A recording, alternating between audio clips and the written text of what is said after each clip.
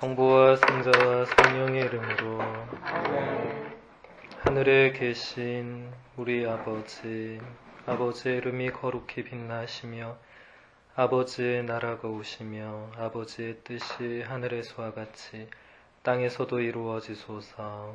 오늘 저에게 일용할 양식을 주시고 저에게 잘못한 일을 저희가 용서하니 저희 죄를 용서하시고 저희를 유혹에 빠지지 않게 하시고 악에서 구하소서. 아멘. 네, 우리 선생님들 총 둘, 넷, 여섯, 9분이네요. 네, 오늘 원래 피정은 이렇게 성전에서 하려고 했는데 생각해보니까 뭐 90명도 아니고 9명 데리고 저 넓은 성전에서 우리가 맨 앞줄에 쪼르륵 앉아있는 그게 너무 웃겨가지고 그냥 여기서 이렇게 회의도 어차피 하니까 여기서 하는 게 좋겠다 이렇게 생각을 했습니다.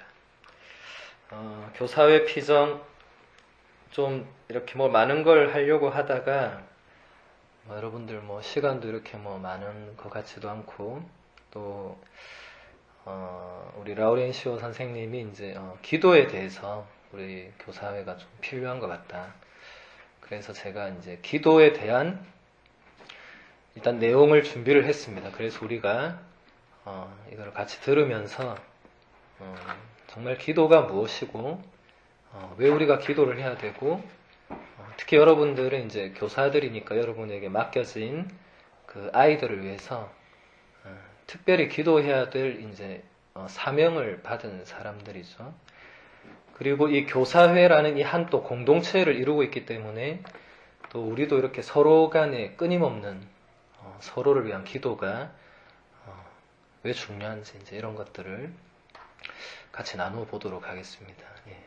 저도 라우렌시오 선생님 덕분에 기도에 대해서 이렇게 준비를 하다 보니까 저도 더 많은 것들 배우고 좋은 것 같아요. 그래서 아무튼 도움이 됐으면 좋겠습니다. 네, 기도란 무엇인가 라고 제가 이 강의를 제목을 제가 정했습니다. 그래서 성녀 소아데레사는 기도를 이렇게 얘기했습니다. 저에게는 기도가 마음의 약동이며 하늘을 바라보는 단순한 눈길이고 기쁠 때와 마찬가지로 시련을 겪을 때에도 부르짖는 감사와 사랑의 외침입니다. 성녀다운 아름다운 기도에 대한 정의입니다. 그죠? 하늘을 바라보는 단순한 눈길. 우리가 하느님을 그냥 정말 단순한 눈길로 바라보는 자체도 기도가 되고 또 여기서 말한 것처럼 시련을 겪을 때에도 하느님 저를 도와주세요. 혹은 하느님 너무 힘들어요 하는 이런 간단한 그런 외침조차도 아름다운 기도다. 좋은 기도가 된다. 이렇게 가르쳐주고 있습니다. 또 다마스쿠스의 성 요한도 이렇게 말합니다. 기도는 하느님을 향하여 마음을 들어 높이는 것이며 하느님께 은혜를 청하는 것입니다.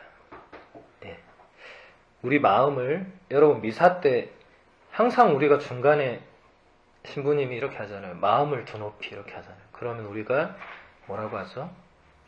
주님께 올립니다.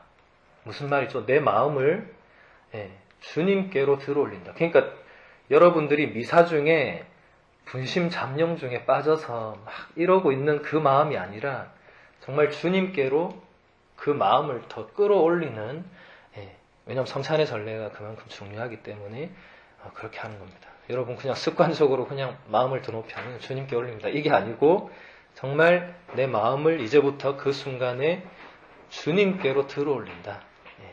그것을 미사 때마다 기억을 하시면 좋을 것 같아요.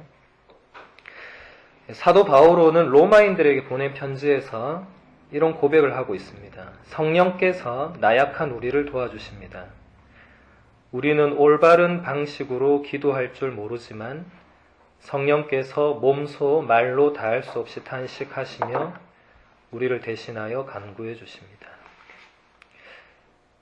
성인도 이런 고백을 합니다. 우리는 올바른 방식으로 기도하는 걸 잘 모른다. 그런데 다행히도 성령께서 우리를 대신해서 기도를 해주신다. 굉장히 놀라운 사실이죠. 우리가 여러분들이 기도할 때 여러분 기도는 이게 바른 방식이 아닌 경우가 많다는 거예요. 그렇지만 다행히도 성령께서 우리 마음 안에서 그 기도를 다시 하느님께 바른 기도로 이렇게 드려주신다. 이건 거의 뭐 신비에 가까운 지금 이야기입니다. 사도 바오로가 본인이 체험한 거죠. 그죠? 본인이 이렇게 정말 내 기도는 참 미약하고 보잘것없는데 하느님이 그 기도를 이렇게 이루어 주시는 그런 과정을 아마 묵상하다 보니까 이게 내가 하는 게 다가 아니라 성령께서 나를 도와주시는구나. 이것도 여러분들이 기도할 때 생각할 필요가 있습니다. 물론 기도는 내가 하는 건 맞지만 내가 하는 게 전적으로 다 이렇게 가는 건 아니라는 거죠. 도와주는 존재가 있다라는 겁니다. 그래서 기도를 하기 위해서는 제일 먼저 겸손한 마음이 굉장히 필요합니다. 아우구스티노 성인은 이렇게 말합니다. 인간은 하느님께 비는 거린입니다. 여러분, 거린이 무슨 말이에요? 구걸하는 사람. 근데 돈 달라고 구걸하는 게 아니라 하느님께 내가 필요한 무언가를 우리가 청하는데 그 마음이 정말 그 애걸하는 마음으로 청해야 된다.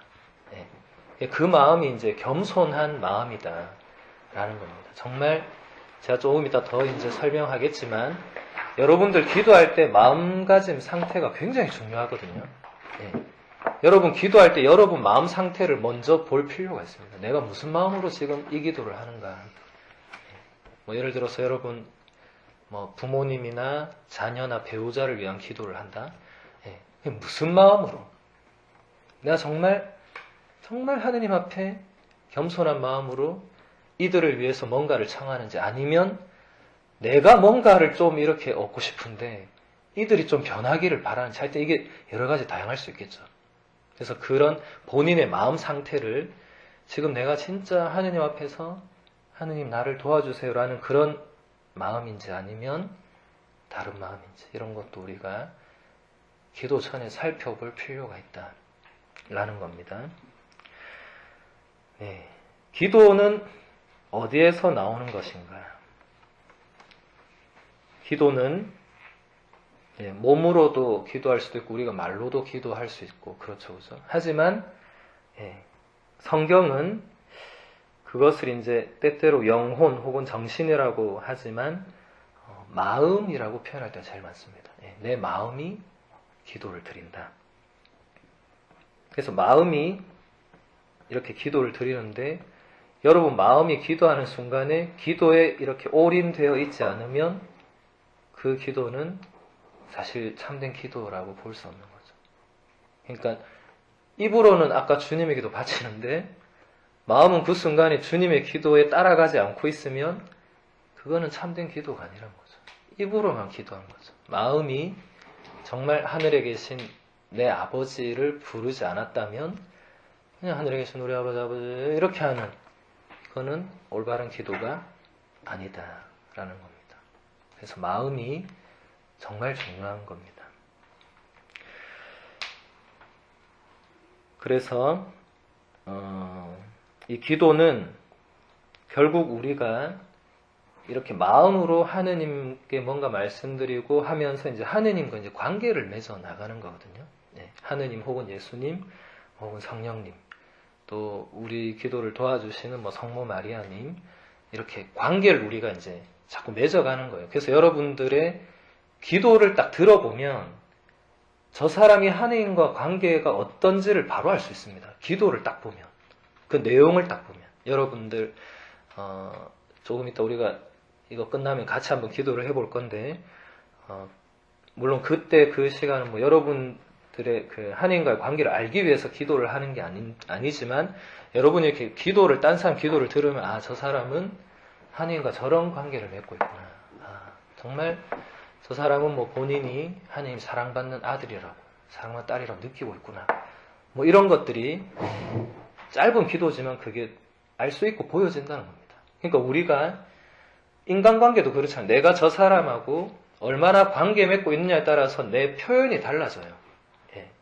뭐 정말 애정 표현도 달라지고 말하는 것도 달라지고 나랑 별로 가깝지 않고 내 마음이 별로 없는 사람에게는 내가 그런 표현 잘 안 하죠. 그냥 뭐 안녕하세요, 안녕히 가세요 뭐 이 정도 하고 말지. 하지만 내가 사랑하는 사람, 내가 마음 있는 사람은 이제 더 가까운 표현들이 나올 수밖에 없는 거죠.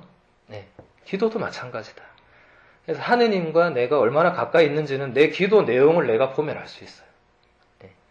우리가 하느님, 뭐 혹은 아빠, 아버지 하고 나서 무슨 기도를 어떻게 하는지 이걸만 봐도 나와 하느님과 관계를 알 수 있다. 네. 그것을 여러분이 아는 것도 중요합니다. 그래야 기도를 더 바르게 할 수가 있는 거죠. 많은 사람들이 하느님에 대한 어떤 굉장히 잘못된 시각을 많이 가지고 있습니다. 특히 여성분들은 아버지와의 관계가 안 좋았을 경우에는 하느님을 아버지의 그 안 좋은 모습에 많이 투사를 시키거든요. 그래서 왜냐하면 하느님을 아버지라고 부르니까 하느님 아버지 하면 자꾸 우리 아버지 그 친아버지가 먼저 생각이 나는 거예요. 그래서 하느님과의 관계가 이렇게 멀어져 있거나 뭐 남자분들도 마찬가지지만 남자분들에게도 아버지와의 어떤 뭐 상처가 있거나 아버지가 굉장히 두려운 존재였다면 하느님 아버지에도 왠지 그런 두려움이 이렇게 있다는 거죠. 그러면 기도할 때 절대로 친근한 표현은 나오지 않겠죠. 뭔가 그 두려움 안에서 이렇게 할 수밖에 없는. 그래서 그런 것도 우리가 나에게 하느님이 진짜 어떤 존재인지를 보는 것도 대단히 중요합니다. 그래야 기도가 더 바르게 될 수가 있는 것이죠. 네. 인간만이 하느님을 찾는 존재입니다. 유일하게 우리 인간만이 창조주를 찾는 피조물입니다. 여러분, 인간 말고 그 어떤 피조물도 나를 누가 지었는지에 대해 관심도 없고 그냥 살아가요. 여러분 집에 강아지들 보세요. 강아지가 하나님한테 관심이 있겠어요?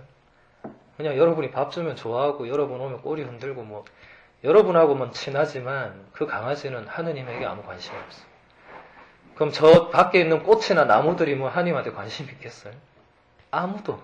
하지만 인간만이 나는 어디서 왔는지 그리고 나를 누가 지었는지 창조주가 계시다면 그분은 어떤 존재인지 나는 어떻게 살아야 되는지 내 삶의 끝은 어딘지 이런 물음들을 던지고 그것을 끊임없이 추구하는 존재입니다. 그것을 하느님께서 그렇게 창조하셨다는 거죠. 우리 인간만 유일하게. 예. 그래서 당신을 인간이 이렇게 찾도록 만들었다. 사도 바오로가 정말 그 당시 그리스 곳곳을 다니면서 이렇게 설교를 대단히 많이 했어요. 그 중에 한 가지를 제가 한번 읽어드리도록 하겠습니다. 아테네에 가서 사도 바오로가 그 아레오파고스라는 광장에서 이런 연설을 합니다. 사도행전에 이게 나오는데, 아테네 시민 여러분, 내가 보기에 여러분은 모든 면에서 대단한 종교심을 가지고 있습니다. 내가 돌아다니며 여러분의 예배소들을 살펴보다가 알지 못하는 신에게라고 새겨진 제단도 보았습니다. 여러분이 알지도 못하고 숭배하는 그 대상을 내가 여러분에게 선포하려고 합니다. 세상과 그 안에 있는 모든 것을 만드신 하느님은 하늘과 땅의 주님으로서 사람의 손으로 지은 신전에는 살지 않으십니다. 또 무엇이 부족하기라도 한 것처럼 사람들의 손으로 섬김을 받지도 않으십니다. 하느님은 오히려 모든 이에게 생명과 숨과 모든 것을 주시는 분이십니다. 그분께서는 또 한 사람에게서 온 인류를 만드시어 온 땅 위에 살게 하시고 일정한 절기와 거주지의 경계를 정하셨습니다. 이는 사람들이 하느님을 찾게 하려는 것입니다. 더듬거리다가 그분을 찾아낼 수도 있습니다. 사실 그분께서는 우리 각자에게서 멀리 떨어져 계시지 않습니다. 여러분의 시인 가운데 몇 사람이 우리도 그분의 자녀다 하고 말하였듯이 우리는 그분 안에서 살고 움직이며 존재합니다. 네. 사도 바오로만이 할 수 있는 엄청난 연설입니다. 전혀 하느님을 모르는 사람들 앞에서 하느님이 누군지 지금 얘기를 한 거예요. 여러분이 알지도 못하는 신에게 빌고 있는데 그 신이 누군지 내가 가르쳐 주겠다. 네. 하느님은 이런 분이시다. 그리고 마지막에 이제 바오로의 아름다운 고백이 나오죠. 우리는 하느님 안에서 살고 움직이며 존재한다. 네. 내 힘으로 그냥 내가 사는 게 아니라 하느님이라는 그 창조주, 그분 안에서 우리가 이렇게 살아 숨쉬고 있다. 그것을 여러분들이 알아야 된다. 하느님 전혀 모르는 당신들도 알아야 된다. 그냥 사는 것이 아니다. 네. 그래서 이 기도란 것은 정말 이 하느님이 우리 인간을 찾고 또 우리도 하느님을 찾는 이 상호 관계 안에서 일어나는 어떤 행위고 그 과정이고 또 우리의 응답이기도 합니다. 네. 하느님이 우리들 한 사람 한 사람을 창조하셨죠. 그죠? 창조해 놓고 이제 네 알아서 살아라. 이렇게 하지 않고 끊임없이 우리를 이렇게 부르고 계십니다. 네. 근데 하느님이 우리를 부르시는 것을 우리가 알아듣기 위해서는 오로지 기도 안에서 많이 그분이 나를 얼마나 사랑하시고 어떻게 사랑하시고 나와 어떻게 함께 하시고 이런 모든 것들을 기도 안에서 깨달을 수 있지. 누가 얘기해 준다고. 예, 제가 여러분들한테 하느님이 항상 여러분 이래 얘기해 주면 여러분이 네네 고개는 끄덕거리겠지만 내가 결코 체험할 수 있는 그런 건 아니죠. 그래서 여러분들이 스스로 기도할 때 그 기도 안에서 하느님을 여러분들이 직접 만나고 느끼고 할 수 있는 겁니다. 그래서 제가 한 달 전인가 주일에 한번 기도에 대해서 강론을 했던 적이 있는데 아마 기억나실 거예요. 예, 기도에 3가지 요소가 있다. 예, 기억나시는 분 있으세요?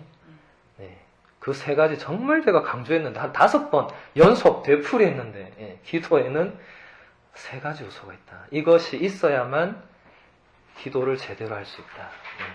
예, 여기 성경에서 계속 그 얘기했죠, 그죠? 예. 이 3가지 요소는 홀로 있는 것, 적합한 장소, 그리고 침묵이라고 제가 그 강론에서만 무려 한 5번을 얘기를 했습니다. 예. 이것은 제가 그냥 주장한 게 아니라 예수님이 그런 모습을 보여주셨다.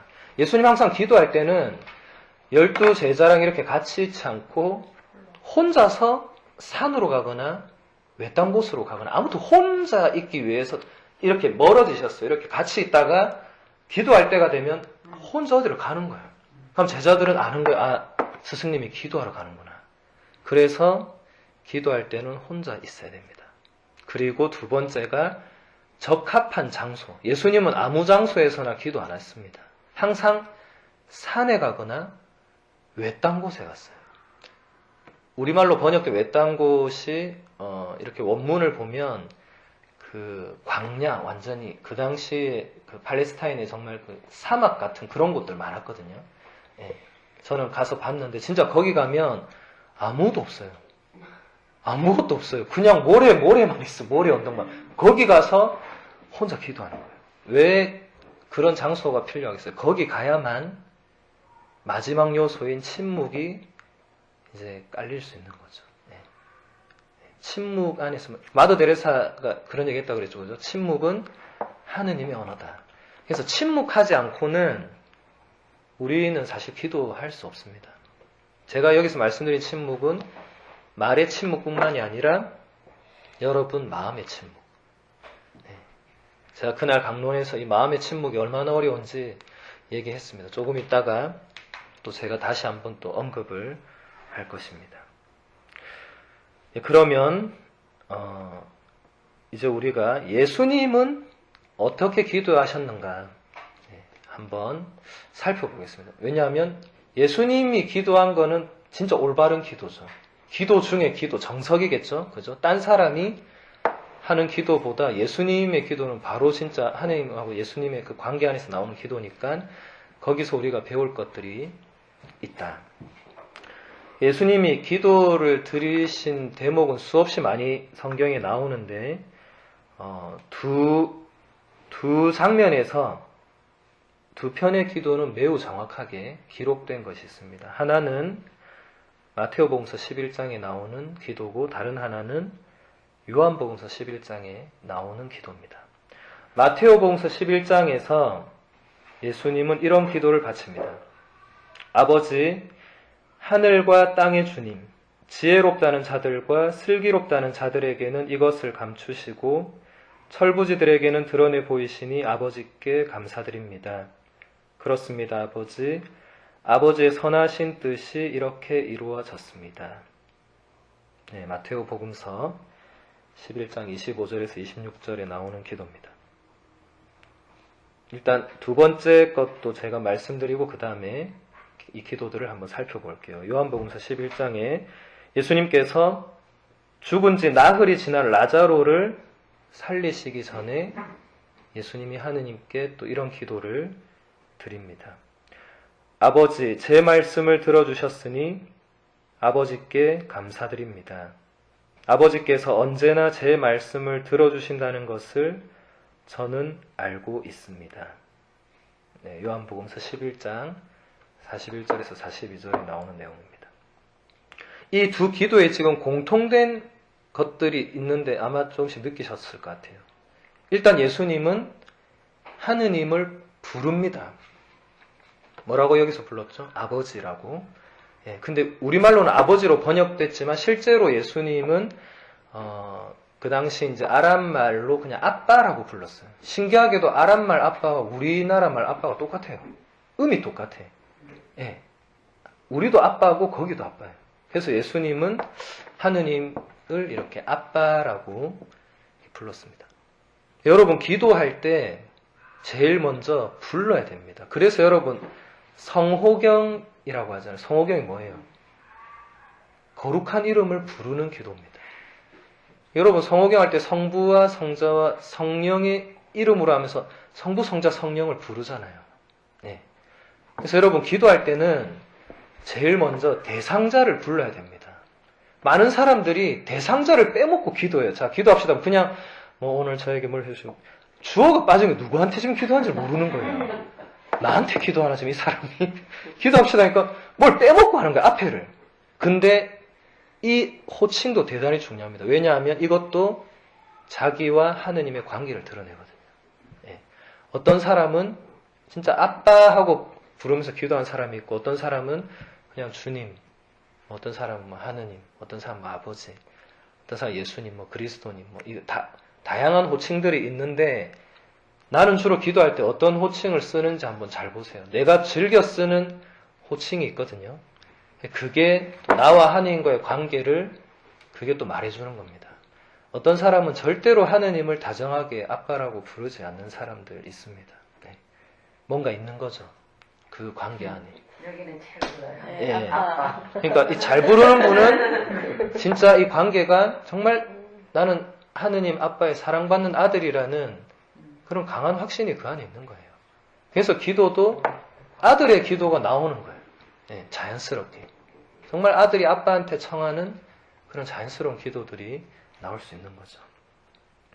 그리고 두 번째 보면 예수님은 두 번 다 감사부터 드리고 있습니다. 근데 제가 지금 설명해 드리면 깜짝 놀랄 건데 예수님이 지금 두 번 감사한 내용은 사실 감사드릴 일이 하나도 아니었어요. 자, 첫 번째 기도에서 예수님 뭐에 감사했냐면 하느님이 똑똑하다는 사람, 지혜롭다는 사람들한테는 모든 걸 다 감추고 철부지 어린이들한테 당신 나라 신비를 보여주셨으니 감사하다. 이게 무슨 말이냐? 예수님이 지금 하고 있는 하느님 나라에 대한 그런 모든 것들, 말씀과 행동과 기적들을 알아본 사람들이 누구냐면 철부지 같은 사람들. 아무것도 모르는 사람들, 그냥 가난한 사람들, 민중들, 군중들, 병자들, 어린아이들, 뭐 심지어 세리와 창녀들, 이런 사람들은 그것을 알아보고 졸졸 따라다녔어요. 근데 반대로 똑똑한 사람들, 대학 교수들, 변호사들, 의사들, 정치인들, 종교 지도자들, 대통령 같은 이런 사람들은 그것을 하나도 알아보지 못했고 받아들이지 못했습니다. 그래서 예수님이 결국 어떻게 됐습니까? 그 똑똑한 사람들 때문에 십자가에 못 박혀 돌아가시잖아요. 이게 감사할 일이에요, 이게? 전혀 감사할 일이 아닙니다. 이것은 오히려 하느님께 원망해야 될 일입니다. 왜 이게 이렇게 조금만 좀 당신 도와주면 이렇게 될 수 있는데 왜 이 사람들은 모르고 이렇게 기도해? 우리 같으면 이렇게 기도할 거예요. 적어도 저 같으면. 근데 하느님은 그렇게 해주셔서 감사하다. 예. 우리가 감사를 어쩔 때 드려야 되는지를 지금 잘 보여주는 거예요. 실제로 그 다음에도 보면 라자로를 아직 살리지 않았어요, 예수님이. 근데 여기서 뭐라고 하냐면 아버지 제 말씀을 들어주셨으니 감사드립니다. 예. 아직 안 살렸어요, 당신이. 근데 이미 예수님은 하느님이 내 기도를 다 들어주신다고 확신하고 감사부터 드리고 있는 거예요. 그래서 다 이루어지는 거예요. 여러분 5,000명을 먹이신 기적 이야기 다 알죠, 그죠? 네. 그 이야기에서 남자만도 5,000명이나 되는 군중이 사흘 동안 너무 배가 고파가지고 막 이제 쓰러지려고 하니까 제자들이 예수님한테 이 사람들 다 집에 돌려보내야 된다. 폭동이 일어날지도 모른다. 그러니까 예수님이 너희가 먹을 것을 주라고 이렇게 하죠. 그러니까 그때 필립보가 예수님한테 여기 빵 5개와 물고기 2마리를 가진 아이가 있습니다만 이게 무슨 소용이 있겠습니까? 이렇게 얘기해요. 자, 여러분 상식적으로는 이거 맞죠? 5,000명 먹여야 되는데 빵 5개고 물고기 2마리 있어요. 어떻게 먹여요, 이거? 그래서 필립보는 이게 무슨 소용이 있냐 이렇게 얘기했는데 예수님은 그거 가지고 오라 해서 어떻게 했어요? 하느님께 감사를 드렸어요. 놀랍지 않으세요? 5,000명 먹여야 되는데 빵이 5개 있어요. 근데 빵 5개를 들고 하느님 감사합니다. 한 거예요. 우리와 예수님의 이 시각이 얼마나 다른지 보여주는 거예요. 우리는 내가 뭐 이렇게 가지고 있을 때 자주 쓰는 말이 나는 이거밖에 없다. 혹은 이게 무슨 소용이 있겠나. 이런 표현을 많이 씁니다. 근데 예수님은 이걸로 감사하는 거예요. 네. 예를 들어서 지금 우리 교사가 9명 있는데 우리 9명 가지고 무슨 소용이 있겠나. 이렇게 생각하는 거랑 9명으로도 너무나 감사합니다. 하는 거랑은 완전히 다른 거죠. 여러분들 평소에 우리가 무엇에 감사하고 무엇에 원망하는지 한번 잘 보세요. 우리는 대체로 감사해야 될 것들에 감사하지 않아요. 되게 불평하고 막 원망하고 이러죠. 네. 다른 사람하고 비교하고 왜 나한테만 이런 거 주고 저 집은 다 잘 되는 거 같고 이런 식으로. 네. 하지만 예수님의 감사는 그게 아니다. 네. 이거라도 얼마나 감사한지 모른다. 여러분 지금 이렇게 숨이 붙어있고 앞을 볼 수 있고 이렇게 살아있고 함께하고 있고 이런 모든 것이 감사해야 될 일이지 당연한 일이 아니다. 예. 라는 겁니다. 그래서 그런 것도 기도에 엄청난 영향을 미친다는 거죠. 또 예수님의 기도를 조금만 더 보겠습니다. 예수님은 순환 직전에 피땀을 흘리면서 예수님이 이런 기도를 합니다. 아버지께서 원하시면 이 잔을 저에게서 거두어 주십시오. 그러나 제 뜻이 아니라 아버지의 뜻이 이루어지게 하십시오. 루카복음서 22장 42절에 나오는 겟세마니 동산에서의 기도. 지금 예수님은 조금 시간이 지나면 당신에게 일어날 일을 알고 있었어요. 그 시간 지나면 어떻게 되는 거예요? 붙잡히고 제자들 다 도망가고 당신 그때부터 이제 모욕당하고 두드려 맞고 이제 완전 고통스러운 길이에요. 그래서 예수님이 처음에 뭐라고 기도했냐면 나도 그 죽음, 순환과 죽음을 겪지 않게 좀 해달라고. 정말 인간적인 기도죠, 그죠? 하지만 그 뒤에 나오는 기도가 너무 중요합니다. 네. 제 뜻이 아니라 아버지 뜻이 이루어지게 해달라. 우리는 많은 경우에 여러분들 기도할 때 어떻게 기도하냐면요. 제 뜻이 좀 이루어지게 도와주세요. 이렇게 기도합니다. 아버지 제발 좀 도와주세요. 근데 이번에 하는 거 있는데 제발 이것만 좀 도와주세요. 근데 그동안 이렇게 열심히 안 살았습니까? 조금만 도와주세요. 이렇게 기도해요. 예. 하지만 예수님은 아버지 뜻이 이루어지도록, 내 뜻 말고 아버지 뜻이 이루어지게 해달라.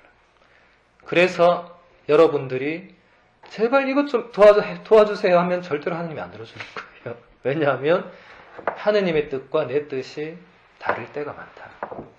만약에 내 뜻이 하느님 뜻과 일치한다면 바로 들어주시겠죠.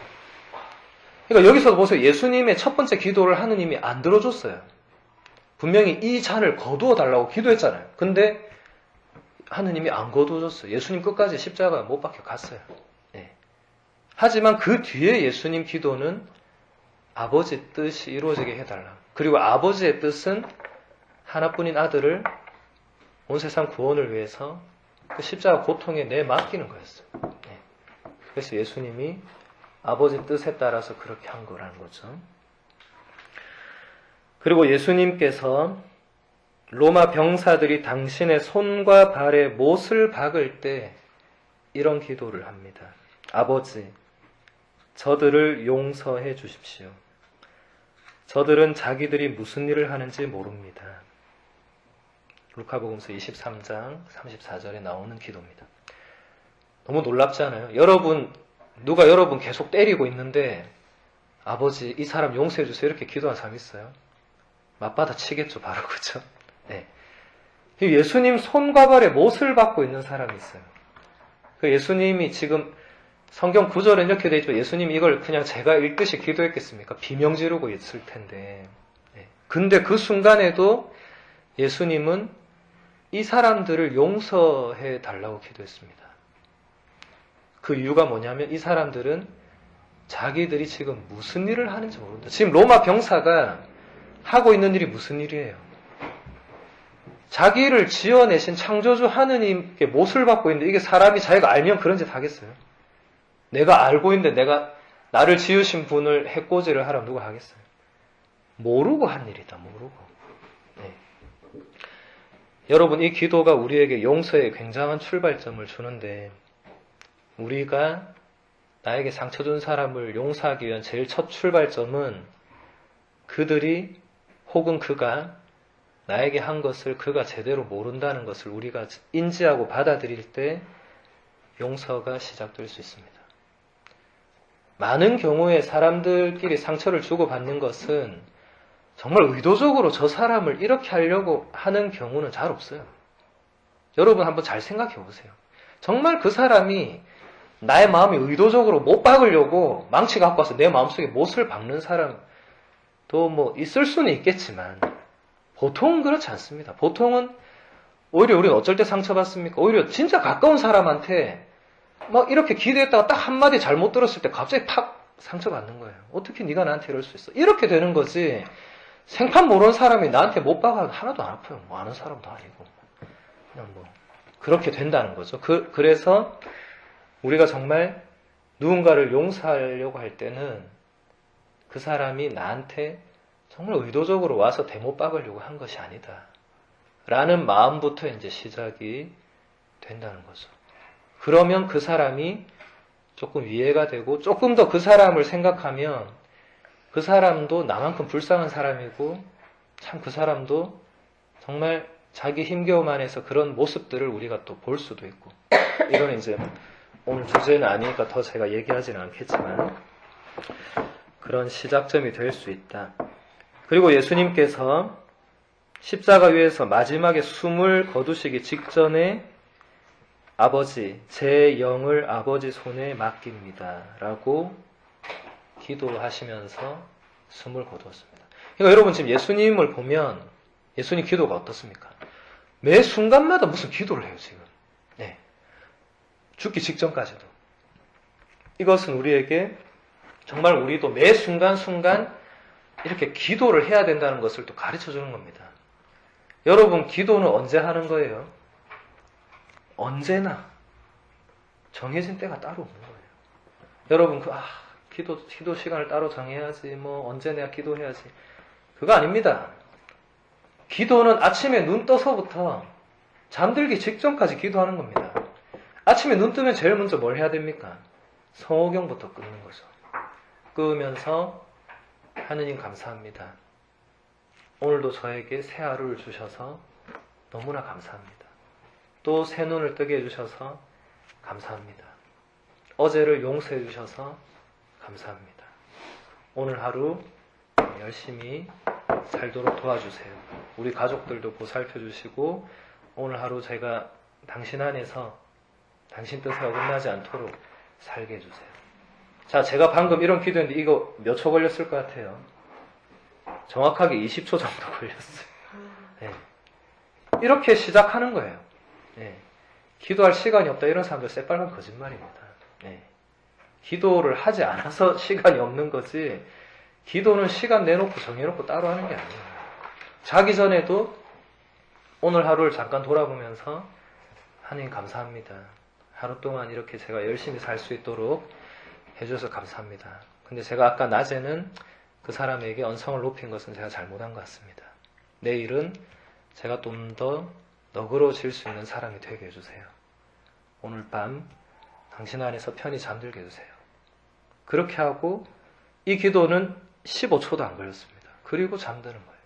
나머지 순간순간에도 계속 기도할 수 있는 겁니다. 네. 차를 탈 때 운전 시작 전에도 하느님 아무 사고 안 나게 해주세요. 네. 뭔가 이제 일을 시작할 때도 하느님 이 일 안에서 당신 뜻이 열매있게 해주세요.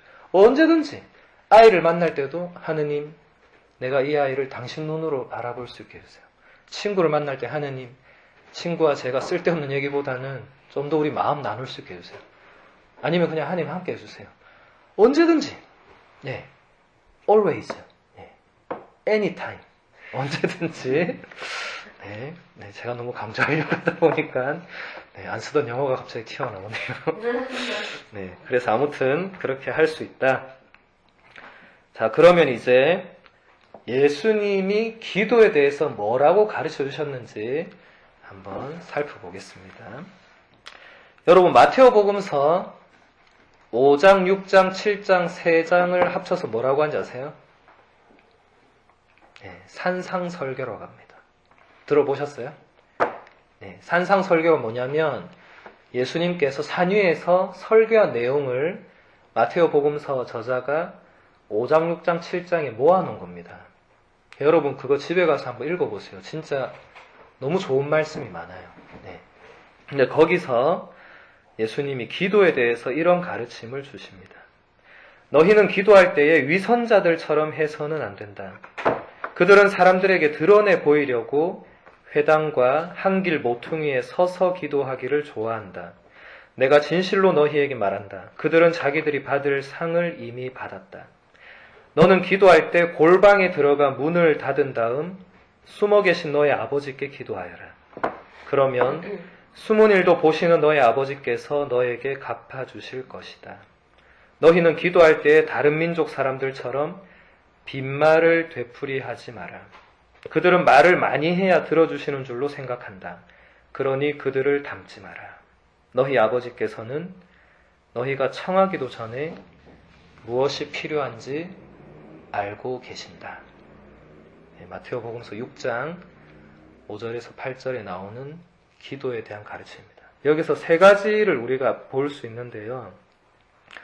기도할 때는 골방으로 들어가라. 네. 남들 앞에서 난 기도 열심히 하고 이렇게 하지 말고 아무도 안 보는 데서 그게 제가 아까 얘기했잖아요.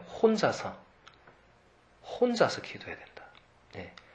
근데 여러분들도 보면 우리 뭐 그런 분 없겠지만 뭐 어떤 사람은 다 신자들 있을 때 다 정말 기도를 막 이렇게 간절히 하는 막 이런 모습 보이고 집에 가서는 절대로 안 하고 이런 사람들 어디 사람들 볼 때만 다 이렇게 하고 혼자 있을 땐 전혀 하지 않는다.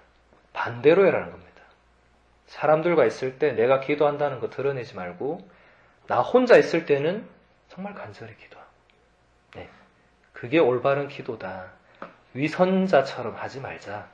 하지 마라. 그런 겁니다. 그리고 두 번째는 빈말을 되풀이하지 마라. 여러분 빈말이 뭐예요? 말 그대로 비어있는 말, 마음에 없는 말을 되풀이하지 마라. 제가 맨 처음 얘기했잖아요. 마음은 지금 콩밭에 가 있는데 하늘에 계신 우리 아버지 그리고 빛나 이런 거 하지 마라. 네. 이 빈말을 나열하는 거에 불과하다. 은총이 가자지 말에 기뻐하소 뭔 말인지 나도 못 알아듣겠어. 성모님도 못 알아들을 것 같아. 네. 그런 거를 하지 마라. 성모송 단 한 번을 해도 마음을 담아서 하라는 말이죠. 50번, 100번 하는 게 중요한 게 아니고 네, 되풀이하지 마라. 그리고 제일 중요한 것은 하느님께서는 우리가 청하기 전에 우리에게 필요한 것을 알고 계신다. 네. 이게 무슨 말이에요? 어떻게 하란 말이에요, 그러면? 네. 그러니까 자꾸 이것저것 막 이 성격 다큐 이런 사람처럼 하느님, 제가 이번에 이걸 하는데요. 정말 이게 왜 필요하냐면요. 막 이렇게 저렇게 안 해도 된다. 다 아시고 있다. 단순하게 기도하는 겁니다. 그냥 아이처럼. 하느님 도와주세요만 해도 하느님 알고 있는데 어떤 사람 진짜 구구절절히 하느님 그게 아니고요. 이번에 제가 이게 있었는데 진짜 내 걔 때문에 못 살겠고 사실은 걔 때문에 이게 이렇게 됐고 막 이런 사람이 있어요. 네. 모든 책임은 상대방이 있고 누구 때문에 뭐가 이렇게 안 됐고 막 계속 설명해. 네. 하느님이 사실은 다 알고 있다. 그래서 단순하게 내맡기는 그런 기도를 해야 된다라는 것입니다.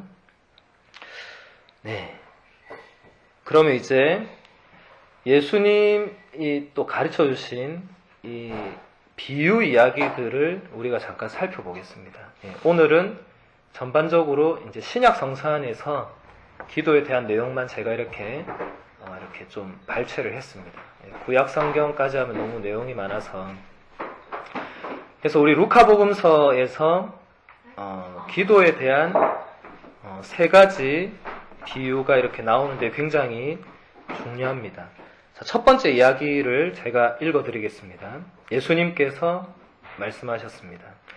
너희 가운데 누가 벗이 있는데 한밤중에 그 벗을 찾아가 이렇게 말하였다고 하자. 여보게 빵 3개만 구워주게. 내 벗이 길을 가다가 나에게 들렀는데 내놓을 것이 없네. 그러면 그 사람이 안에서 나를 괴롭히지 말게. 벌써 문을 닫아 걸고 아이들과 함께 잠자리에 들었네. 그러니 지금 일어나서 건네줄 수가 없네 하고 대답할 것이다. 내가 너희에게 말한다. 그 사람이 벗이라는 이유 때문에 일어나서 빵을 주지는 않는다 하더라도 그가 줄곧 졸라대면 마침내 일어나서 그에게 필요한 만큼 다 줄 것이다.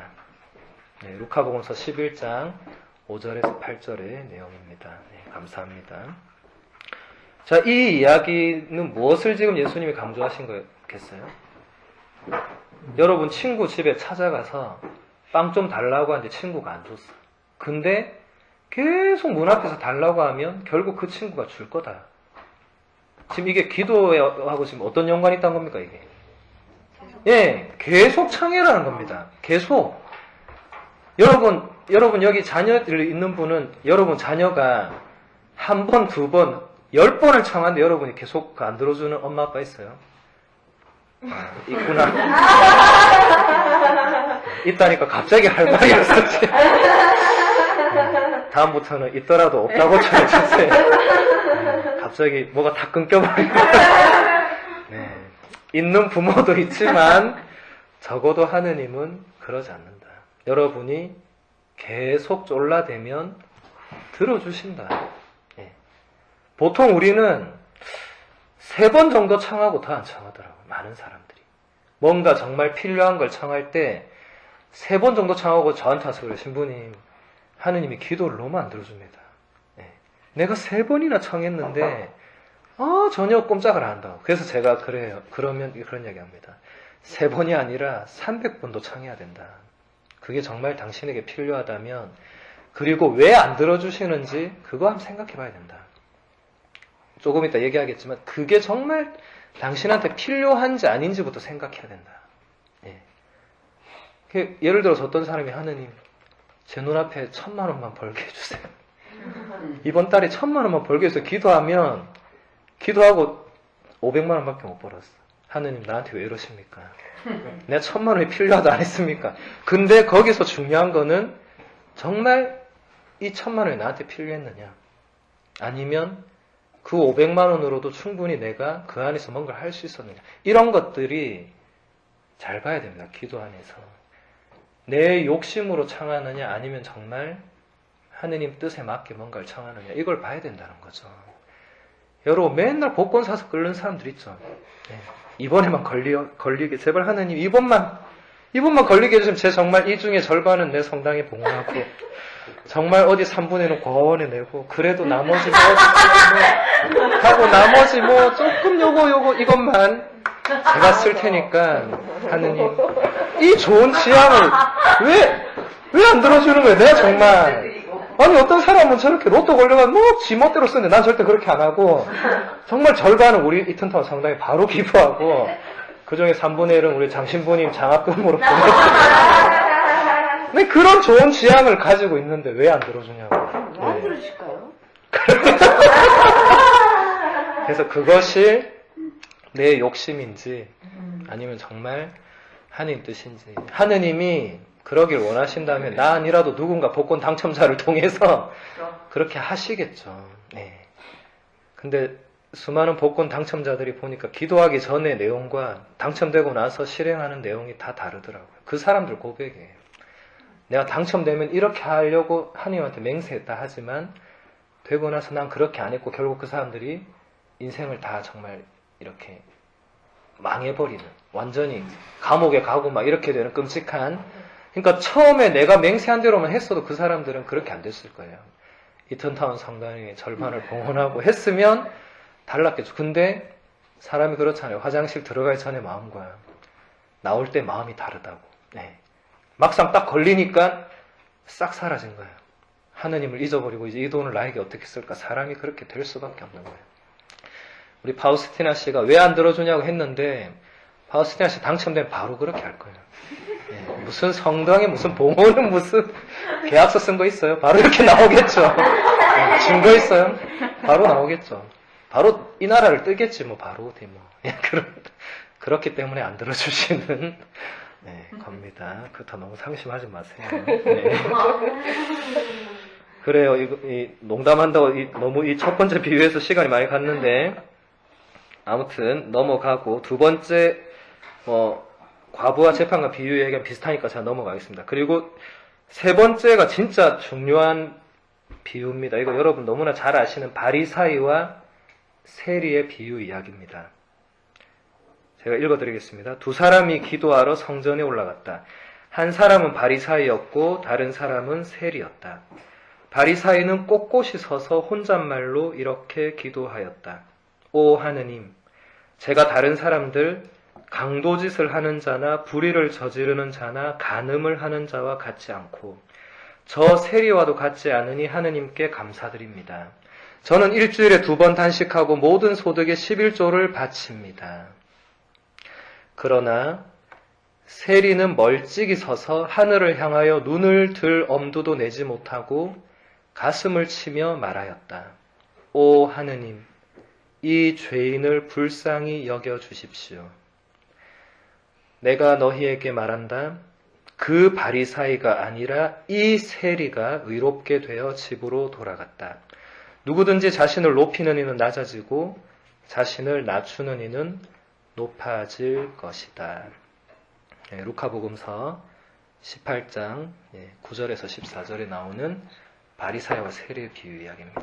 여러분 많이 들으신 이야기인데 여러분 지금 바리사이의 기도에 무슨 문제가 있었습니까? 바리사이 기도했죠. 참, 오 하느님, 저는 뭐 저렇게 죄짓지 않고 단식하고 11조 꾸준히 바치고 했다고. 지금 기도에 무슨 문제가 있어요? 문제가 있죠. 뭐가 문제입니까? 지금 이 바리사이는 하느님께 내가 이렇다고 계속 그 얘기만 했어요. 나는 뭐 했고요. 나는 뭐 했고 내가 이렇고요. 이렇다. 자, 세리의 기도를 봅시다. 세리는 뭐라고 기도합니까? 오 하느님, 이 죄인을 불쌍히 여겨주십시오. 바리사이는 자기가 죄인이라고 표현도 하지 않았고 그런 생각도 안 하고 있었겠죠. 그러니까 하나님, 나는 이렇게 깨끗하게 살고 착하게 살고, 저 사람은 죄 짓지만 나는 죄도 안 짓고, 저 사람은 단식도 안 하잖아. 난 단식도 하고, 저 사람 11조 안 바치고 난 11조 바치고, 주일 미사도 매주일 미사 바치고 매일 기도 열심히 하고, 이런 기도한 거예요. 하지만 바리사이는 그냥 가슴을 치면서 죄인인 저를 불쌍히 여겨달라. 근데 예수님 뭐라고 합니까? 바리사이의 기도가 하느님께 올바른 기도로 받아들여져서 바리사이가 의롭게 됐다. 네. 세리가, 예, 죄송합니다. 제가 자꾸 바리사이 하다 보니까, 네, 그래도 개떡같이 말해도 찰떡같이 잘 알아들으시니까, 네, 다행입니다. 네. 세리가 의롭게 됐다. 여러분, 세리의 기도의 핵심은 뭡니까? 거기에는 내가 없는 거예요, 지금. 세리는 나라는 표현을 한 번도 안 썼어요. 나를 뭐라고 지칭했어요? 죄인이라고. 하느님, 이 죄인을 불쌍히 여겨달라. 예. 여러분, 우리 매일 미사 때 자비송 하잖아요. 맨 앞에. 근데 이게 우리 지금 번역된 말이 주님 자비를 베푸소서잖아요. 근데 원래는 그 앞에, 이게 98년도에 개정 번역된 건데 그 앞에는 뭐라고 말했냐면 주님, 주여 우리를 불쌍히 여기소서. 네. 이게 원문도 정확한 의미입니다. 이게 여기 원문 그대로 번역한 거거든요. 주님, 이 죄인을 불쌍히 여기달라. 여러분도 우리 기도할 때 하느님, 이 죄인을 불쌍히 여겨주십시오. 여러분 자신의 죄와 비참함을 볼 때 얼마나 비참해요, 우리가. 네. 하나님 앞에 무슨 할 말이 있어요? 아무 할 말이 없어요. 내 잘못으로, 내 탓으로 내가 죄짓고 내가 그렇게 됐는데 누구를 탓하고 누구를 원망하겠어요? 그때 우리가 할 수 있는 기도는 정말 가슴을 치면서 하느님, 제가 잘못했습니다. 저를 불쌍히 여겨주십시오. 이렇게 기도하는 것이 바른 겁니다. 여러분, 다윗 왕 이야기하시죠? 다윗이 자기 장수 우리아의 아내 밧세바라는 여인을 보고 이제 욕망을 품죠. 그래서 우리아가 전쟁 나간 사이에 다윗이 밧세바와 잠자리를 듭니다. 그래서 밧세바가 임신을 하게 돼요. 그러니까 이게 다윗이 보니까 이게 들키면 큰일 나잖아요. 이거는 간음죄에 오만죄 돼서 이건 왕이기 전에 이거는 막 돌로 맞아 죽어야 돼. 그래서 다윗이 어떻게 해요? 우리아를 부르잖아요. 불러서 술을 계속 이 위스키를 막 40도 50도짜리를 계속 먹여요. 고생이 많다고. 먹고 집에 가서 푹 쉬라고 이제 딱 그렇게 했죠. 근데 우리아가 얼마나 충성스러운 장군인지 그렇게 술을 먹고도 집에 안 가고 와이프한테 안 가고 그 왕궁 문 곁에서 같이 잠을 자요. 그냥 병사들하고. 다윗이 다음날 보니까 집에 안 간 거야. 실패한 거죠. 여러분 왜 집에 보내려 했겠어요? 우리아를 집에 보내야 아내와 잠자리를 해야 그 애가 그 애인 것처럼 되잖아요. 그러니까 다윗이 자기 죄를 숨기기 위해서 온갖 지금 치산수법을 다 쓴 거야. 근데 집에 안 간 거야. 그 사람이 갔으면 됐는데 다윗이 다시 불러요. 그래서 또 이 위스키 이번에는 더 그라빠 이런 오만 술을 막 이제 짬뽕까지 해가지고 또 먹였어. 네, 그래 한 잔 쭉 해. 또 해. 폭탄주로 그냥 막 돌리고 파도를 타고 막 이래가지고 오늘은 집에 가라. 너무 좋아해. 오늘은 집에 가라. 많이 마셔본 분들이 지금 아니 개양이 웃음소리가 뭐가 이게 원래 이렇게 웃는데요. 원래 그래요. 믿고 싶습니다. 그런데 또 그렇게 했는데 우리아가 얼마나 충성스러운 장수였으면 또 집에 안 가고 또 자기는 그러니까 남들은 지금 전쟁 중인데 나 혼자 아내와 그렇게 즐겁게 잠자리 할 수가 없는 거예요. 이 사람 그만큼 충성스러운 사람이었어요. 또 안 간 거예요. 또 실패한 거예요. 이제 다윗이 이걸로 해서는 안 되겠는 거예요. 그러니까 다윗이 어떻게 해요? 편지를 써요. 편지를. 편지를 누구한테 쓰냐면 그 당시 최고 총독한테 편지를 써서 그것도 그 편지를 우리아한테 줘요. 전해주라고. 근데 그 내용이 뭐였냐면 우리아를 가장 전투가 치열한 곳으로 보내서 죽게 하라고. 그 편지를 당사자 손에 쥐어줘야 여러분이 말이 돼요, 이게. 근데 우리아는 또 너무 충성스러운 부하니까 왕의 편지를 열어보지도 않아. 열어보지도 않고 그걸 그대로 그 당시 총사령관한테 딱 갖다 줬어요. 총사령관이 탁 열어보니까 죽여란 말이지. 그래서 총사령관이 그래 고생했고 지금 어디 전투하는 대로 가라고 해서 거기서 죽어요. 죽어버렸어요. 죽은 소식을 들으니까 다윗이 너무 기쁜 거예요. 완전 범죄가 된 거예요. 아무도 몰랐어. 네.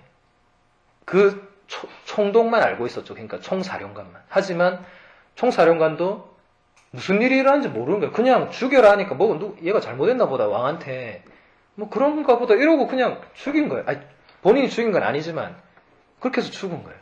완전 범죄가 된 거예요. 그런데 거기서 성경에서 뭐라고 하냐면 이 일이 하느님 보시기에 대단히 거슬렸다. 하느님이 보고 계셨다는 거죠. 그래서 하느님이 어떻게 해요?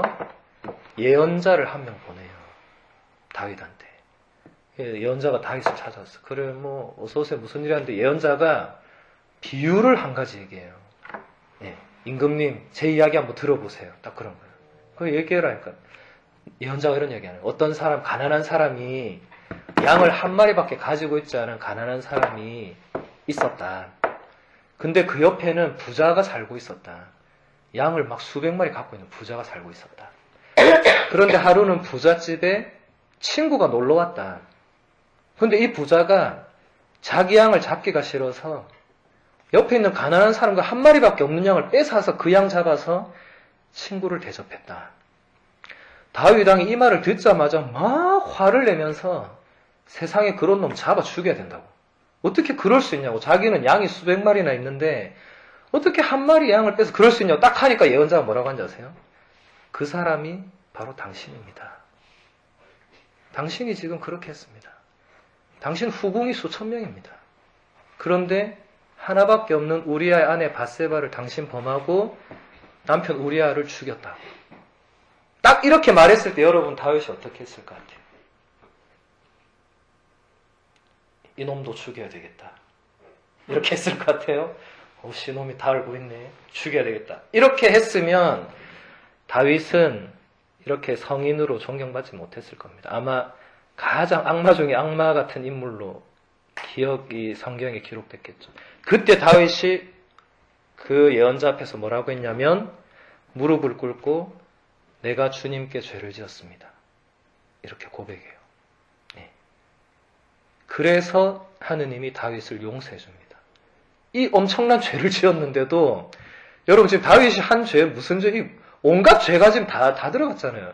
간음죄, 사기죄, 살인죄 이거는 이거는 상상할 수 없는 거예요. 근데도 다윗이 제가 하느님 당신께 죄를 지었습니다. 하니까 용서해 주신 거예요. 이 세리의 기도도 그런 거예요. 세리도 얼마나 나쁜 짓 많이 했겠어요. 돈 거두면서 얼마나 많이 그 돈 한쪽으로 거두고 이거 막 이렇게 나쁜 짓을 많이 했겠어요. 하지만 세리는 그런 기도한 거예요. 하느님, 제가 그렇게 죄가 많으니까 용서해 달라고. 불쌍히 여겨 달라고. 그래서 우리도 기도할 때 그런 기도가 필요하다. 여러분 하느님 앞에 죄 지었을 때 우린 대부분 어떻게 하냐면 변명부터 제가 아까 얘기했잖아요. 하느님, 제가 그렇게 하려고 그렇게 한 게 아니고 진짜 그 사람이 먼저 내한테 그런 바람에 나도 어쩔 수 없이 이렇게 했다. 이렇게 할 필요가 없이 그냥 하느님 제가 잘못했습니다. 라고 기도하는 것이 정말 필요하다. 라는 겁니다. 네. 그래서 지금 여러분들 상태를 보니까 잠깐 10분 정도 휴식을 하고 아까 10분 했는데 이걸로는 모자랄 것 같고 잠시 우리 바깥 바람도 좀 쐬고 10분만 딱 휴식하고 지금 이제 조금 뒤에 남았는데